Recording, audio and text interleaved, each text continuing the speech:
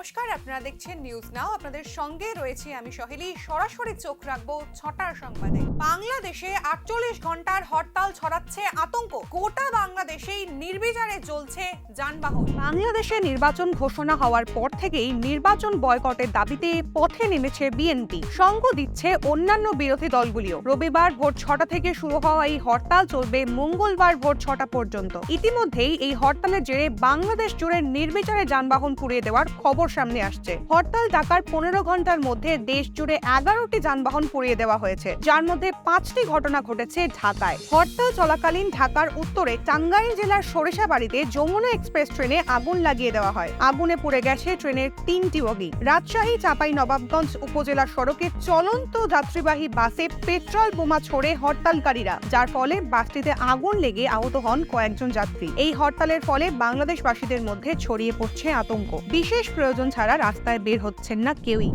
হলো না স্বপ্ন পূরণ। ২০ বছর আগের প্রতিশোধ নিতে ব্যর্থ হলো ভারত। নীল তুফান শান্ত করেই কাপ হাতে তুলল অজিরা। অধরাই রয়ে গেল বিশ্বকাপ। ২০০৩-এর অ্যাকশন রিপ্লে ২০২৩-এর ফাইনালে। গোটা সিরিজে অপরাজেয় ভারতের ঘরের মাঠ থেকেই কাপ নিয়ে গেল ৬ বারের বিশ্ব চ্যাম্পিয়ন অস্ট্রেলিয়া। টসে জিতে প্রথম বল করার সিদ্ধান্ত নেন অজি অধিনায়ক প্যাট কামিন্স। প্রথমেই ব্যাট হাতে আক্রমণে নামেন রোহিত ও গিলের ওপেনিং জুটি। মাত্র ৪ রানে উইকেট খোয়ান শুভমান গিল। দশম ওভারে যথেষ্ট রান পাওয়ার পরেও অযথা আক্রমণাত্মক শট খেলে ৪৭ রানে ক্যাচ আউট হন রোহিত। পিচে টিকে থাকার লড়াই চালান কোহলি, তবে প্যাট কামিন্সের বলে ৫৪ রান করে দুর্ভাগ্যজনকভাবে আউট হন তিনি। বিরাটের সঙ্গে জুটি বাঁধার চেষ্টা করেন কেএল রাহুল, তবে ১০৭ বল খেলে ৬৬ রান করে মিচেল স্টার্কের বলে ক্যাচ আউট হন কেএল। তাসের ঘরের মতন ভেঙে পড়ে ভারতীয় ব্যাটিং এর অর্ডার। মাত্র ২৪০ রানে অল আউট হয়ে যান ইন্ডিয়ান ব্যাটাররা। মিচেল স্টার্ক ১০ ওভার বল করে উইকেট নেন ৩টি, রান দেন ৫৫। ক্রিকেট বোদ্ধাদের মতে আহমেদাবাদের মতো ধীর গতির পিচে ২৮০ রান পর্যাপ্ত। তবে অস্ট্রেলিয়ার ব্যাটিং এর সময় কোনোভাবেই বোঝা গেল না পিচটি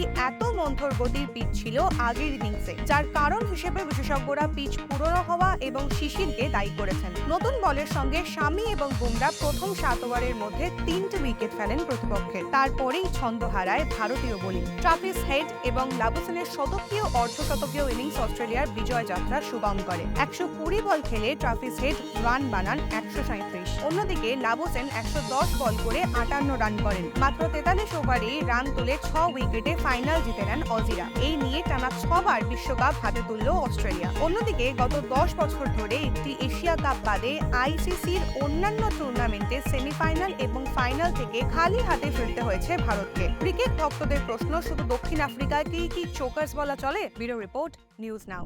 রাজ্যের ২ প্রান্ত থেকে উদ্ধার ২টি মৃতদেহ। ২ ক্ষেত্রেই অস্বাভাবিক মৃত্যুর অভিযোগ স্থানীয়দের। ঘটনাগুলিকে কেন্দ্র করে চাঞ্চল্য ছড়িয়েছে এলাকায়। সোমবার গান্ধীগ্রামে একটি গাছে ঝুলন্ত দেহ উদ্ধার হয় দেবজ্যোতি দেবনাথ নামের এক ব্যক্তির। দেবজ্যোতি তথ্য ও সংস্কৃতি দফতরের কর্মী। জানা গেছে, আমতলীর বাসিন্দা দেবজ্যোতি তাঁর স্ত্রীকে নিয়ে চাম্বামুড়া নাথপাড়ায় শ্বশুরবাড়ি গিয়েছিলেন। রবিবার সন্ধ্যার পর থেকেই তার খোঁজ পাওয়া যাচ্ছিল না। আত্মীয় স্বজনরা জানিয়েছেন যে দেবজ্যোতির কাছে রবিবার সন্ধ্যা থেকেই পাওনাদারদের ফোন আসছিল ঘন ঘন। মৃতদেহ উদ্ধারের পর ঘটনাটিকে খুন বলেই দাবি করেছে মৃতের পরিবার। তারা হেরে শুধু ফোন করতেছে, ফোনের উপর ফোন।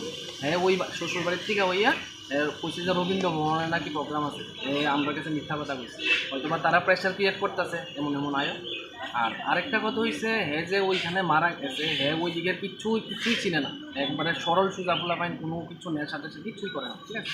আর ওই দিকে এসব এরিয়াও চিনে না, যে জায়গাতে হ্যাঁ মার্ডার হয়েছে, ঠিক আছে। হ্যাঁ টোটালি এটা যেটা হয়েছে এটা টোটালি মার্ডার হয়েছে, ঠিক আছে। আপনারা কি অবস্থা পাইছিলেন? আমরা তো যাইয়া ঝুলিয়া রয়েছি, দেখি। হ্যাঁ, কেউ যদি মারা যায়, ঠিক আছে, যদি নিজে সুইসাইড করে, হ্যাঁ জুতা থাকতো না, বাকি যেগুলো কিছু থাকতো না, যদি একটা গাছের উপরে উঠে, হ্যাঁ গায়ে ইয়া থাকবো, ময়লা টয়লা থাকবো, এটা পিছলা গাছটা বলতে টোটালি পিছলা। হ্যাঁ, এর মধ্যে কিচ্ছু পাওয়া গেছে, হ্যাঁ শরীরে কোনো কিছু কি মনে হইতেছে? গাছটা অনেক বড় গাছ। কি মনে হইতেছে যে যারা ফোন করছে তারাই কি মানে এটার সাথে কোনো? হ্যাঁ, এটার সাথে তারাই জড়িত আছে, 2 জন, ঠিক আছে। তারা সারাদিন হ্যাঁ ফোন করছে। এই বিষয় নিয়ে আপনারা আইনে দ্বারস্থ হবেন না? কোনো মামলা টামলা করতেছেন? হ্যাঁ, আইনের দ্বারস্থ।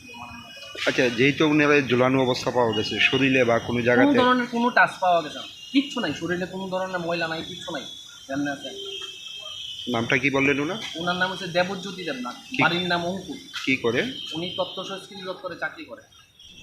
একই দিনে রাজ্যের অপর প্রান্ত থেকে এক মহিলার অগ্নিদগ্ধ দেহ উদ্ধার। মৃতের নাম সুদীপা সাহা। স্বামীর সঙ্গে বিবাহ বিচ্ছেদের পর থেকে সোনামুড়া মধুবন কলেজ রোড এলাকায় বাপের বাড়িতেই থাকতেন সুদীপা। সোমবার সকালে হঠাৎ করে তাকে খুঁজে পাচ্ছিলেন না তার বাবা মা। খানিক খোঁজাখুঁজির পর বাড়ির পাশের পরিত্যক্ত বাথরুম থেকে অগ্নিদগ্ধ অবস্থায় উদ্ধার করা হয় সুদীপার দেহ। তারপরেই তারা পুলিশে খবর দেন। ঘটনাটি আত্মহত্যা নাকি অন্য কিছু সেই বিষয়ে তদন্ত শুরু করেছে পুলিশ। আগুন লাগাইছে তো মনে হয়।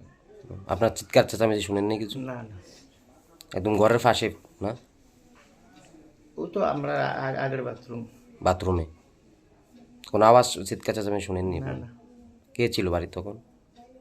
আমরা দুইজনেই, স্বামী স্ত্রী আর মেয়ে থাকতো। ছেলে মেয়েরা কোথায় যে মারা গেছে ওনার? ওই তো এক ছেলে এক মেয়ে। একে আপনার বাড়িতে না স্বামীর বাড়িতে? স্বামীর বাড়িতে। কি নাম আপনার? নিমাইশা।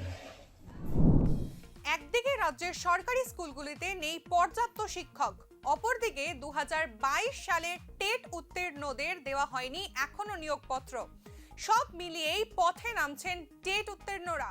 2022 ডিসেম্বরে টেট পরীক্ষা দিয়েছিলেন প্রায় 38,000 পরীক্ষার্থী, যার মধ্যে পাশ করেছেন 361 জন। তবে তাদের নিয়োগ হয়নি এখনো।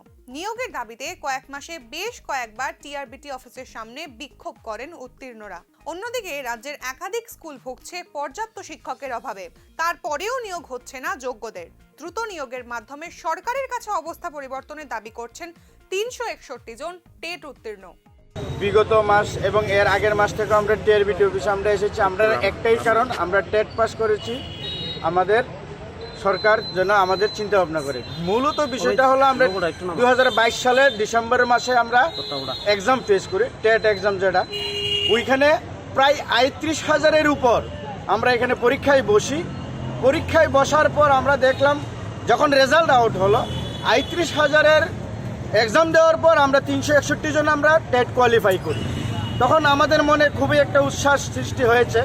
38,000 পরীক্ষার্থীর মধ্যে আমরা 361 জন আমরা পরীক্ষায় পাস করেছি। তাতে দেখা গেল আমরা টিআরবিটি আমাদের ছাড়পত্র অতি সত্বর তাড়াতাড়ি দিয়ে দেয়। টিআরবিটি যখন ছাড়পত্র দেয়, তখন টিআরবিটি ছাড়পত্র দেওয়ার পর আমরা গভর্নমেন্টের উপর আমাদের একটা আশ্বাস ছিল যে তাড়াতাড়ি আমাদের নিয়োগপত্রটাও দিয়ে দেবে। তাতে দেখা গেল আমরা কিছু বারবার আমরা বিভিন্ন দপ্তরের মন্ত্রী মহোদয়, আমরা ত্রিপুরার অভিভাবক যিনি মুখ্যমন্ত্রী মানিক সাহা ডক্টর, ওনার কাছে আমরা বারবার দেখা করার জন্য গিয়েছি, অনুমতি পাইনি। উনি মুখ্যমন্ত্রী ত্রিপুরার ব্যস্ততম মানুষ, আমরা বুঝি, আমরা জানি। তবে আমরা ডাইরেক্টর মহোদয়ের কাছে আমরা আসলাম, উনিও বারবার বলেছে সরকার যদি কোনো চিন্তা ভাবনা না করে আমাদের কাছে কিছু নেই। তো তাতে আমরাও ওনাদের কাছে বারে বারে আসছি, আমাদের যেন একটা কোনো ব্যবস্থা করে দেয়। কারণ কেন দেখলাম আমরা বিভিন্ন আপনাদের যে নিউজ চ্যানেলের মাধ্যমে আমরা দেখি প্রত্যেকটা স্কুলের মধ্যে শিক্ষক স্বল্পতায় আছে, তাতে রুট ব্লক করে আছে ছাত্র এবং তাদের অভিভাবক, দুই পক্ষই রুট ব্লক করে আছে। কারণ কেন তাদের স্কুলের টিচার নেই। আর এমতো অবস্থায় ত্রিপুরা রাজ্যের মধ্যে একটা স্লোগান চলছে, এক ত্রিপুরা শ্রেষ্ঠ ত্রিপুরা। কিভাবে হয় এটা? আমাদের প্রশ্ন কিভাবে হয়? সব কিছু যদি অভাব অনটন থাকে তাহলে কিভাবে এক ত্রিপুরা শ্রেষ্ঠ ত্রিপুরা হয়? এর জন্য আমরা ত্রিপুরা রাজ্যের মাননীয় মুখ্যমন্ত্রী শিক্ষা দপ্তরের ভারপ্রাপ্ত মন্ত্রী, ওনাদের কাছে আমরা করজোরে অনুরোধ, আমরা যে 361 জন 38,000 কোয়ালিফায়ারের মধ্যে 361 জন যারা আছি আমরা কোয়ালিফাই করেছি, আমাদের জন্য অতি সত্বর নিয়োগের ব্যবস্থা করে দেয়। আজকের সংবাদ এই পর্যন্তই। পরবর্তী আপডেটস পেতে চোখ রাখুন নিউজ নামের পর্দায়।